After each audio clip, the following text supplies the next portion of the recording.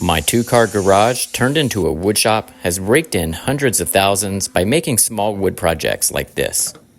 You see, the worst mistake a woodworker can make is listening to negative criticism from other woodworkers. Oh, and here's the space I make things in. Using scrap plywood from my shop, let's make some holiday decor with fun joinery. Oh, and you see this template? This is going to help me to batch out hundreds of this product, kind of like a CNC machine. Now let's remove that protective barrier and trace the template onto the material.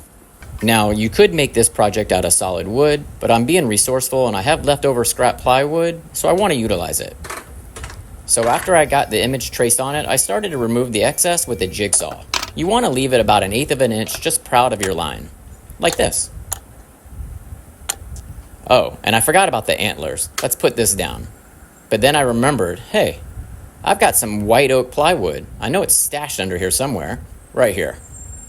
So I think this is going to offer a nice contrast, so I'm going to get busy. You see, I used to build massive furniture for a living, and it was great. But that was the woodworker in me wanting to make things that I wanted to make, not the businessman in me. And after years of struggles and dealing with unruly clients with unrealistic expectations, and not to mention low profit margins, I decided to pivot and make small items. Oh, and when using the router table with flush trimming, you want to grab yourself a good bit. This is a compression bit. It really comes in handy and it does the job well. And if you need any router flush trimming tips, I have lots of videos on my page that explain how to do it.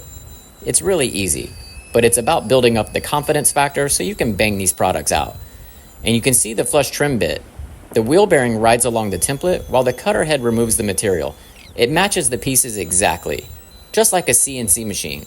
Except better, you don't have the cost, and you still get to make things with your hands.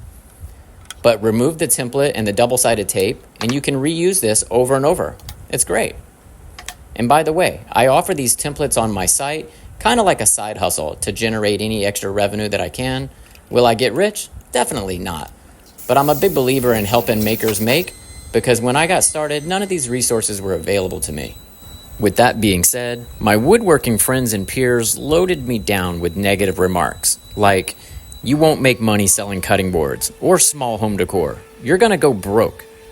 But I'm no stranger to hard times, and I didn't let the critics get me down.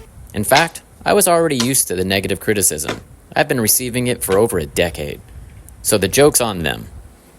My furniture builds before would have profit margins of 50% and sometimes lower. That's not that great. But my small items like cutting boards and small home decor would have 80% margins, with less labor time and, more importantly, less lumber cost. After all, inflation is through the roof, and lumber, it can make or break you. If you want to know more information, just comment below and let me know what you think. After all, I can make another video about making small items and how they rake in more money than the large ones.